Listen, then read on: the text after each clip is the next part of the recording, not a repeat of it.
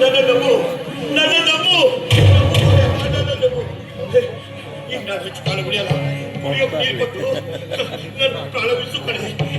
ನಾನು ಕುಡಿಯೋಕಾದ್ರೂ ನೀರು ಕೊಟ್ಟು ನನ್ನ ಪ್ರಾಣ ಉಳಿಸು. ನಿನ್ನ ಹತ್ರ ನನ್ನ ಪ್ರಾಣ ಭಿಕ್ಷೆ ಬೇಡ್ತಾ ಇದ್ದೀನಿ. ಪ್ಲೀಸ್ ಕಣೆ, ಕುಡಿಯೋಕೆ ನೀರು ಕೊಡು. ನೀನು ನೀರು ಕೇಳೋದೆಚ್ಚ, ನಾನು ಕೊಡೋದೆಚ್ಚ ಮಾವ. ವಿಷ ಕುಡ್ದವರಿಗೆ ನೀರು ಕೊಟ್ರೆ ಬೇಗ ಸಾಯ್ತಾರಂತೆ. ಕೊಡ್ತೀನಿ ತಾಳಿ.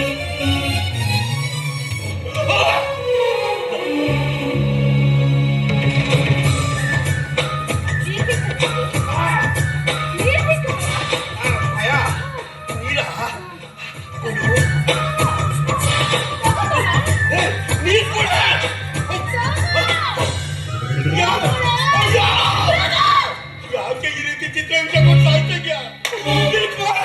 ಕೊಡ್ತೀನಿ ಕಣೆ. ಕುಡಿಯೋಕೆ ನೀರು ಕೊಡು. ನೋಡು ನೋಡು, ನೀರು ಕೊಡು.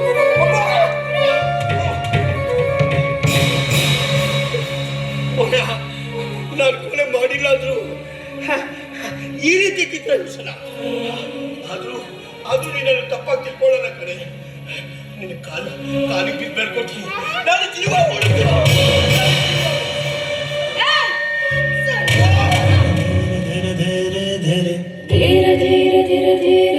ಕಾಪಾಡು ಅಂದ ತಕ್ಷಣ ಕಾಪಾಡೋದಕ್ಕೆ ನನ್ನನ್ನೇನು ಕರುಣಾಮಯಿ ಅಂತ ತಿಳ್ಕೊಂಡಿದ್ದೇನೋ? ನನ್ನ ಅಕ್ಕನಿಗೆ ನೀನು ಮಾಡಿದ ಮೋಸ, ಅನ್ಯಾಯ ಹೇಗೋ ತೀರ್ಬೇಕು. ನೀನು ನಾಳೆ ಸಾಯದನ್ನ ನೋಡ್ಬೇಕು. ನಿನಗೆ ನೀರು ಕೊಟ್ಟು ನಿನ್ನ ಸಮಾಧಾನ ಮಾಡೋದಕ್ಕೆ ನಾನು ಕರುಣಾಮಯಿ ಅಲ್ಲ, ತುರ್ಕಿ.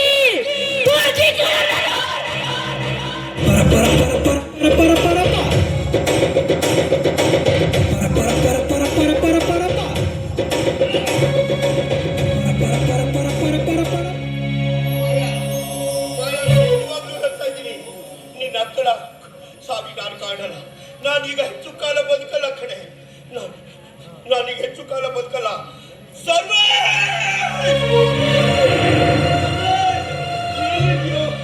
ಎಲ್ಲಿದೆಯೋ ಸರ್ವೇ?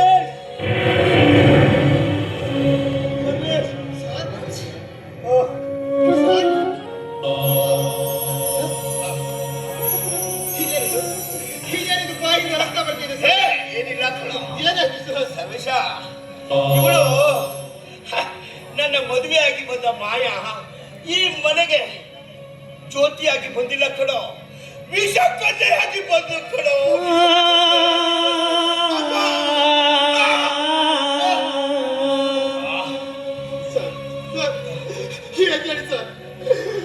ಆಸ್ಪತ್ರೆಗೆ ಹೋಗೋಣ. ನನಗೂ ಕೂಡ ನನ್ನವರು ಅಂತ ಯಾರು ಇಲ್ಲ ಸರ್. ಬನ್ನಿ ಸರ್, ಬನ್ನಿ ಆಸ್ಪತ್ರೆಗೆ ಹೋಗೋಣ. ಬನ್ನಿ ಸರ್. ನೋಡು, ಇವಳು ನನಗೆ ಮೋಸ ಮಾಡಿದ್ದಾಳೆ ಅಂತ ಯಾವುದೇ ಕಾರಣಕ್ಕೂ ನೀನು ಮೋಸ ಮಾಡಬೇಡ ಕಣೋ. ಆಸ್ಪತ್ರೆಗ ಬೇಡ ಕಣೋ, ಬೇಡ. ಈಗ ನಾನು ಹೆಚ್ಚು ಕಾಲ ಉಳಿಯಲ್ಲ ಕಣೋ. ಸರ್ವೇಶ್, ಅವಳು ಏನೋ ನನಗೆ ಸಣ್ಣವಳು ಕಣೋ, ತಪ್ಪು ಮಾಡಿದ್ದಾಳೆ. ಇನ್ನು ಎಷ್ಟೊತ್ತು ಬೇಕು ಒಂದು ಸಾಯಕ್ಕೆ? ಸರ್ವೇಶ್, ನನ್ನೊಂದು ಮಾತು ನೆರವೇರಿಸ್ಕೊಡ್ತೀಯಾ? ಸರ್ವೇಶ್, ಇದು ದೇಸಾಯ ಮನೆ ಕಣೋ. ಈ ಮನೆ ಯಾವತ್ತೂ ಕತ್ತಲಾಗಬಾರ್ದು ಅಂತಂದ್ರೆ ನೀನು ಮಾಯಾಳ ಕೈ ಹಿಡಿದು ಈ ಮನೆ ಜ್ಯೋತಿ ಬೆಳಬೇಕು.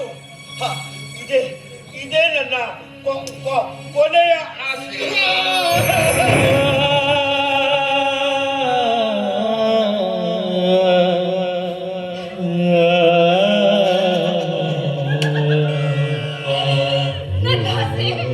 ನನ್ನ ಕೊಲೆ ಮಾಡೋದಕ್ಕೆ ನಾನು